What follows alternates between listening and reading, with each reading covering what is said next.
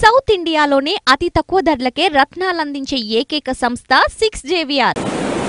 మీ స్వార్థానికి మా కుటుంబాలన్నీ బలైపోతాం.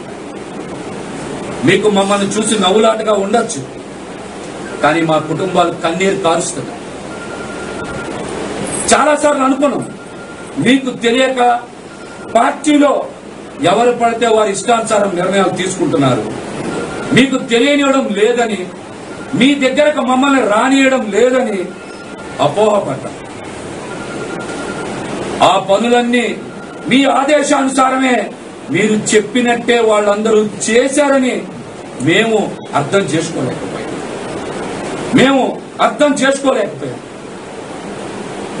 జనసేన పార్టీ ఇంకొక 20 సంవత్సరాలు కొనసాగుతుందనే నమ్మకం ఎవ్వరికీ లేదు. నేను మాట్లాడుతున్నది నాకు టికెట్ రాలేదనో అసంతృప్తితో కాదు. జరుగుతున్న పరిణామాలు వాస్తవాలు అద్దం పడుతున్నాయి. జనసేన పార్టీకి కాలం అతి తొందరలోనే చెల్లిపోతుంది, చాలా తొందరగా చెల్లిపోతుంది. మీ గురించి చాలా స్పష్టత వస్తుంది. నేను మాట్లాడే ప్రతి దానికి నా దగ్గర ఆధారం ఉంది. మీ నడవడికలోనే లోపం, మీ చూపులో ద్వంద్వ అర్థాలు ఉన్నాయి.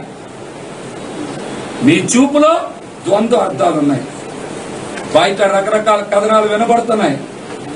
పార్టీ భవిష్యత్తు పైన, టికెట్లు కేటాయింపు పైన, జనసేన పార్టీని కాపు కాసే ప్రతి ఒక్కరికి మీరు తీసుకునే నిర్ణయాల మీద అనుమానాలు ఉన్నాయి. అసలు జనసేన పార్టీలో పనిచేసిన వారికి ఎవరికి ఎందుకు సీట్లు కేటాయించలేదు? సీట్లన్నీ తెలుగుదేశం పార్టీ నాయకులకే ఎందుకు కేటాయించారు? పార్టీ భవిష్యత్తు ఎవరి చేతుల్లోకి వెళ్ళిపోతుంది? కనీసం మీతో గెలిచిన తర్వాత అయినా 3-4 ఎమ్మెల్యేలు నిలబడతారనే నమ్మకం మీకెక్కడైనా ఉందా? జనసేన పార్టీని దేనికోసం పెట్టారు? ఏం ఆశించి పెట్టారు? ఇందులో మీ స్వార్థ ప్రయోజనాలు దాగున్నాయనేటువంటిది చాలా స్పష్టం. మీరు కూడా జనసేన పార్టీని దేనికోసం పెట్టారు, ఎవరి కోసం పెట్టారు, ఎందుకోసం పెట్టారని రాష్ట్ర ప్రజలతో పాటు జనసేన పార్టీలో 40 లక్షల మంది క్రియాశీలక సభ్యులకు కూడా మీరు సమాధానం చెప్పాలి.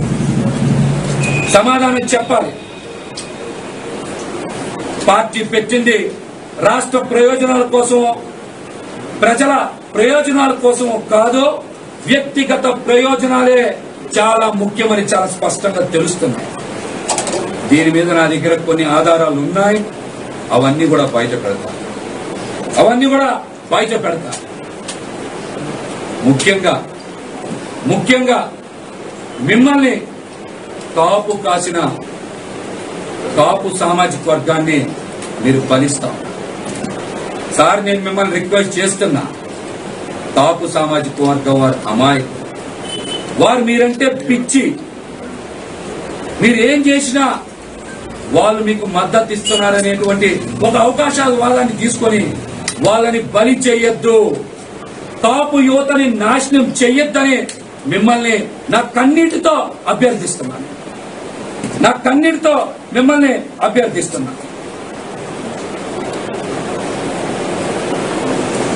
మీరు మా గొంతులు కోస్తుంటే నాకింకా నొప్పి తెలుస్తుంది.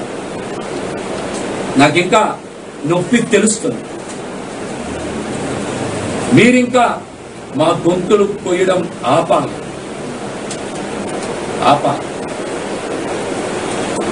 దయచేసి మిమ్మల్ని కోరుకుంటున్నా, మీరు మా జీవితాలతో, మా కుటుంబాలతో మిమ్మల్ని నిస్వార్థంగా నమ్మి ప్రయాణం చేసేటువంటి మా పెద్దన్నల్ని బలి చేయొద్దని మిమ్మల్ని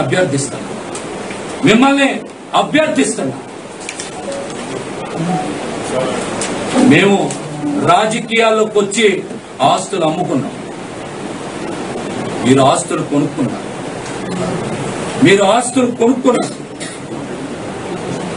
మా రక్త మాంసాలు, మా కన్నీటి కష్టాల పునాదుల మీద మీ అందమైన భవంతులు నిర్మించుకున్నారు.